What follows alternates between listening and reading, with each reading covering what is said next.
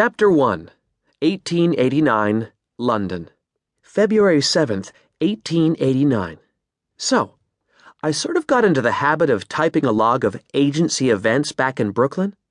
I figured I might as well continue doing it here, even though I'm not sure we're in the agency anymore. Anyhow, it's been a weird time. Compared to the time after we got recruited up until coming here, it's been quiet, peaceful even. All of that time before relocating here seems like a blur. So much happened to us. When I play the memories back, the Nazis, the mutants, those dinosaur things, Colonels Devereaux and Wainwright, Adam Lewis, it's like some crazy B-movie. Those guys seem like characters from a book that'll stay with you for the rest of your life. Of all of them, though, I do find myself thinking about Adam the most. I wonder if we could have let him stay with us like we did Rashim and that moronic robot of his. We could have, couldn't we? I realize that now. But back then I was so certain that everything had to be tidied up. Everything had to be put exactly where it was. So, I let him go back to work. I let him die. Maddy looked at the screen in front of her. And I miss him. Such a stupid, girly thing. She'd known him for no more than 2 days, and then he was gone.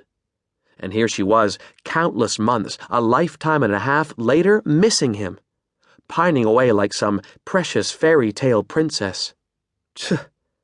As if they'd actually been something. Mind you, they might have, if she'd made a different decision. Let it go, Maddy. She chastened herself, then looked over her shoulder to see if Sponge Bubba was listening. He had a habit of sidling up silently and just standing behind you, batting big lashed eyes and grinning like a simpleton. But he was on the other side of the dungeon, perfectly inert, eyes closed and one green light on his side panel showing he was in standby mode. The others were out.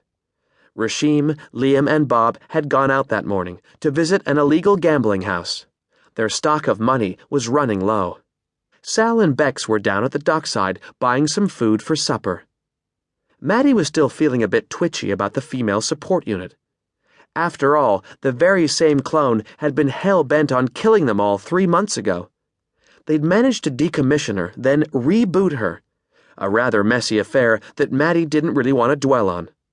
The artificial intelligence that was installed in the unit right now was the default AI.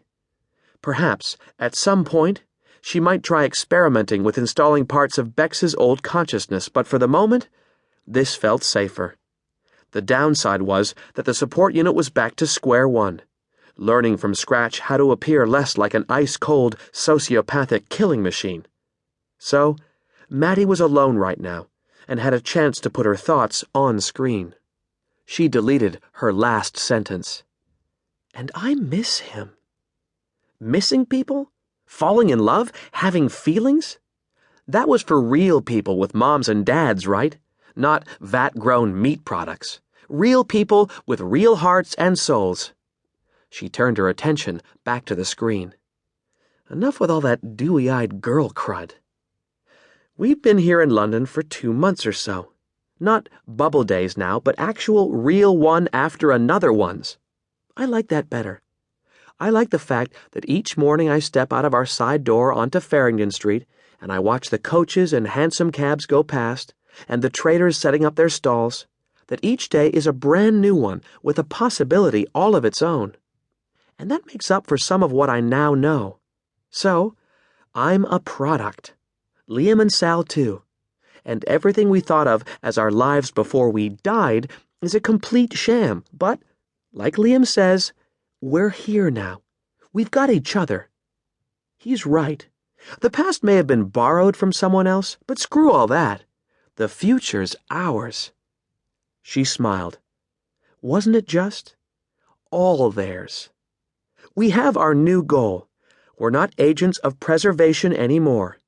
Our role isn't to faithfully maintain a doomed timeline, to make sure the Titanic hits the iceberg, to make sure American Airlines Flight 11 hits the North Tower, to make sure man...